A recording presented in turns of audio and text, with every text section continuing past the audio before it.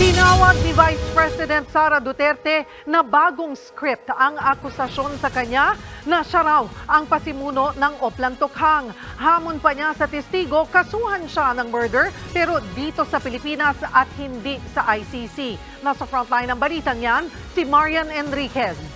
Kailangan na magbata pa. Panibagong pasabog ng nagpakilalang dating miyembro ng Davao Death Squad, si Vice President Sara Duterte ang itinuturo niyang pasimuno ng Oplan Tokhang noon sa Davao City.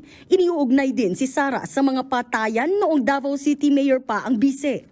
Bumwelta naman dyan si VP Sara. Bago ang script na ito, malinaw na sadyang pinilit lang na maidugtong ang pangalan ko sa isyong ito para ako maging akusado sa ICC.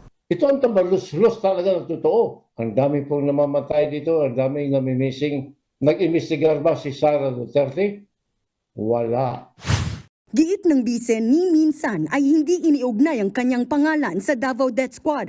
Ngayon kung kailan Vice President na siya, ay bigla na lang daw siyang idinamay ni Las Cañas at biglang naging akusado na rin sa International Criminal Court o ICC. Wala raw problema kay VP Sara na imbestigahan siya pero hindi raw siya papayag na ICC ang gumawa nito. Ang pagpupumilit ng ICC na pakialaman ang ating hudikatura ay panghihimasok sa ating soberanya. Paglapasangan ito sa dignidad ng mga Pilipino at sa karangalan ng Pilipinas, sa testigo at mga tao na nakapalikod sa kanya.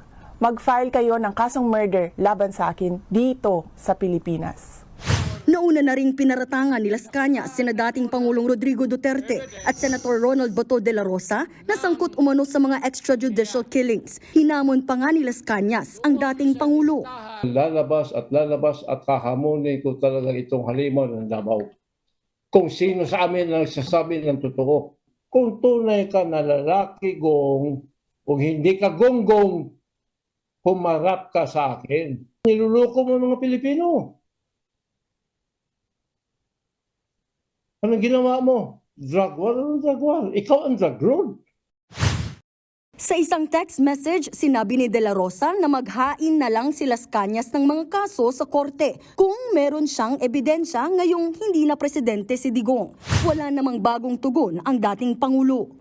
Kaugnay ng pasabog ni Las Cañas, maghahain ng resolusyon si ACT Teachers Party List Representative Franz Castro kasama ang Makabayan Bloc para udyukin ng Kamara na imbestigahan ang pagkakadawit kay VP Sara sa madugong drug war. Para sa akin nakaka-worry yung ganito na merong secretary na involved sa mga sa mga tokhang, sa mga EJK at iba pang mga hindi kaaya-aya siyang mga gawain.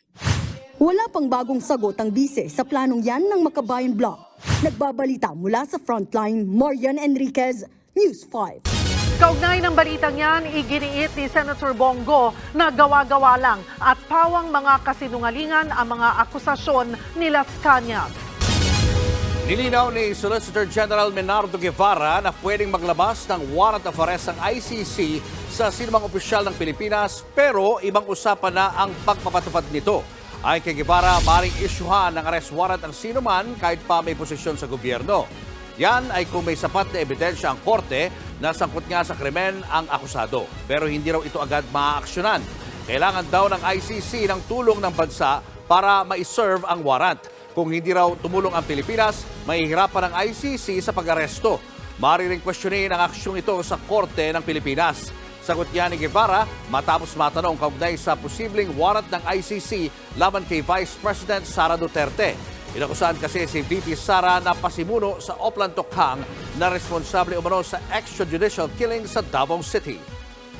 Mga kapatid, Lucy Cruz Valdez po, maging maalam at may pakialam sa mga napapanahong balita sa bansa. Tumutok at mag-subscribe sa News 5 social media pages.